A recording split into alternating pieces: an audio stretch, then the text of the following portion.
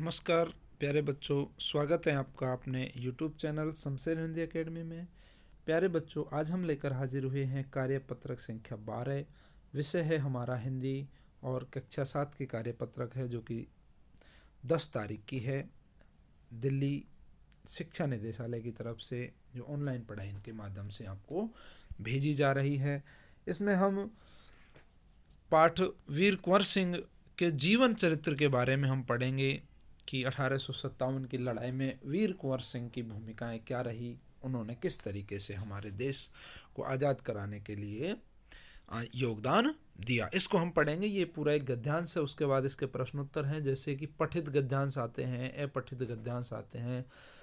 अब हमें प्रश्नों के उत्तर इसमें से ही छांट कर देने होंगे। ऐसे परीक्षा पेपर में पाँच नंबरों के आते हैं, उनको छांटने की समझ हमारे यहाँ हमको बनेगी।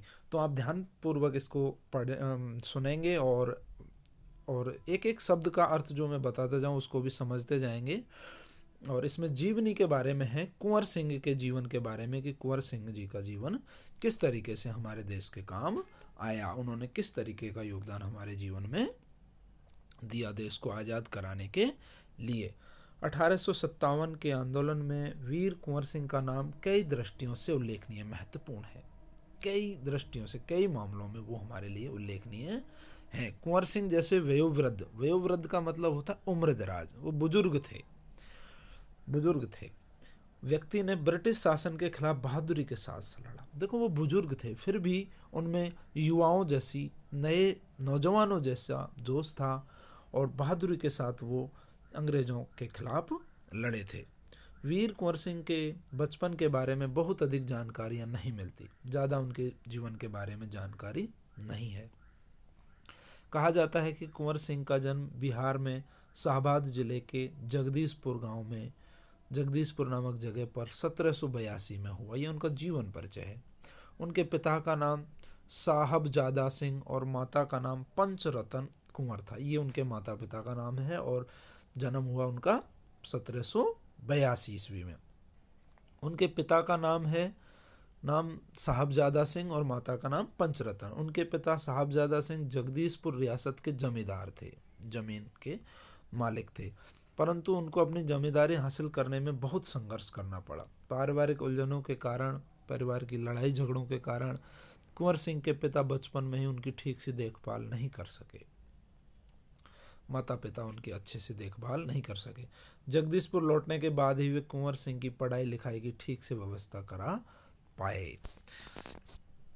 आगे पढ़ते हैं। कुंवर सिंह के पिता वीर होने के साथ साथ स्वाभिमानी और उदार व्यक्ति भी थे, इज्जतदार थे, उदार स्वभाव के थे। उनके व्यक्तित्व का प्रभाव कुंवर सिंह पर भी पड़ा। जैसा उनके पिता थे उसका प्रभाव उनके बेटे पर भी, कुंवर सिंह पर भी पड़ा। कुंवर सिंह की शिक्षा दीक्षा, पढ़ाई लिखाई की व्यवस्था उनके पिता ने घर पर ही की। वहीं उन्होंने हिंदी, संस्कृत और फारसी सीखी। आजकल देखिए हम पढ़ने कहाँ आते हैं, स्कूलों में आते हैं, लेकिन यहाँ पर कुंवर सिंह की पढ़ाई घर पर ही हुई है। और हिंदी, संस्कृत और फारसी भाषा, जो कि विदेशी फारस की भाषा है, ईरान का प्राचीन नाम है फारस, वहाँ की भाषा। परंतु पढ़ने लिखने से अधिक उनका मन घुड़सवारी में, तलवारबाजी में और कुश्ती में लगने लगा। इन दूसरे खेलों में वो अपने आप को, मन को लगाने लगे। बाबू कुंवर सिंह ने अपने पिता की मृत्यु के बाद 1827 ईस्वी में अपनी रियासत की जिम्मेदारी भी संभाल ली थी। पिता की मृत्यु हुई और 1827 में ईस्वी में उन्होंने अपने रियासत की जिम्मेदारी भी संभाल ली। उन दिनों ब्रिटिश हुकूमत का अत्याचार चरम पर था। ब्रिटिश हुकूमत के अत्याचारों की चरम सीमा थी, मुख्य बिंदु, क्लाइमैक्स था। बहुत बुरे अत्याचार उनके लोगों पर होने लगे। इससे लोगों में ब्रिटिश हुकूमत के प्रति आक्रोश फैलने लगा, असंतोष उत्पन्न हुआ। कृषि, उद्योग, व्यापार का तो बहुत बुरा हाल उस समय हो गया था। रजवाड़ों के राज दरबार भी उस समय समाप्त से हो गए थे। राजाओं के राज दरबार भी अंग्रेजों ने खत्म से कर दिए। भारतीयों को अपने ही देश में महत्वपूर्ण और ऊंची नौकरियों से वंचित कर दिया गया था। अंग्रेज लोगों को वो नौकरियां देने लगे जो ऊंचे पद की थी। इससे ब्रिटिश सत्ता के विरुद्ध देशव्यापी संघर्ष की स्थिति बन गई। सब जगह पूरे देश में अंग्रेजों के खिलाफ, उनके विरुद्ध एकदम से विरोधी भावना फैल गई। ऐसी स्थिति में कुंवर सिंह ने ब्रिटिश हुकूमत से लोहा लेना का संकल्प किया। लोहा लेने का मतलब होता है टक्कर लेना। लोहा लेना एक मुहावरा है जिसका मतलब है टक्कर लेना। तो प्यारे बच्चों, अब ये हमने पूरा गद्यांश पढ़ा। अब हम इसके प्रश्न उत्तरों की ओर चलेंगे कि प्रश्न उत्तर किस तरीके के हैं और उनके उत्तर हमें इसमें से छांट कर लिखने हैं। कुंवर सिंह को बचपन में किन कामों में मजा आता था? क्या उन्हें उन कामों में स्वतंत्रता सेनानी बनने में कुछ मदद मिली? देखिए, कह रहा है कि कौन से ऐसे काम थे जिनको बचपन में करने में कुंवर सिंह जी को आनंद आने लगा। हमने यहाँ पढ़ा था, उनको पढ़ाई घर पे ही करवाई गई, संस्कृत फारसी सिखाई गई, लेकिन उनका मन किस में लगने लगा था? घुड़सवारी, तलवारबाजी, और उनका मन इसमें लगने लगा था कुश्ती में। तो यानी कि जो ताकतवर होने की चीज़ें हैं, शरीर को मजबूत बनाने की चीज़ें, उनमें उनका मन लगने लगा। ये उनको स्वतंत्रता सेनानी बनाने में वाकई में काम आए। वीर कुंवर सिंह के माता पिता का नाम क्या है? हमने ऊपर देखा था। वीर कुंवर सिंह जी के माता पिता का नाम देखते हैं। साहबजादा उनके पिता का नाम है और माता का नाम पंचरतन कुंवर है। ये उनके माता पिता का नाम है। साहबजादा पिता का नाम और माता का नाम पंचरतन कुंवर।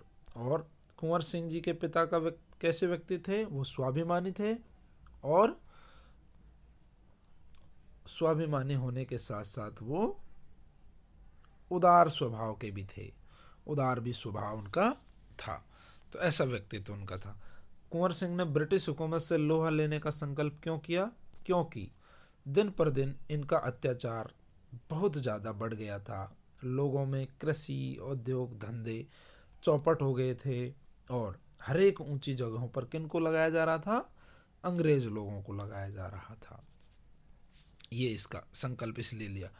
अब इस गद्य में कुछ शब्दों का बहुवचन रूप में दिया गया है। उन शब्दों को ढूंढ करके नीचे हमें लिखने हैं। मैं उनको सर्कल कर देता हूँ, वो कौन कौन से शब्द हैं जो बहुवचन के रूप में हमारे लिए आए हैं। आप वहाँ से उनको लिख सकते हैं। जैसे पहला है दृष्टियों।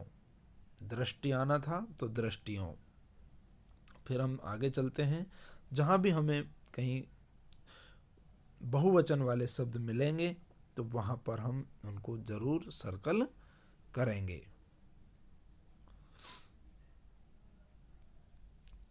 यहाँ देखिए नौकरियों। नौकरियों शब्द भी बहुवचन शब्द है। ऊपर हमने दृष्टियों देखा, नौकरियों देखा। और भी जो शब्द मिलेंगे उनको हम जरूर सर्कल करेंगे। ये दिनों, दिन और दिनों, कई दिनों।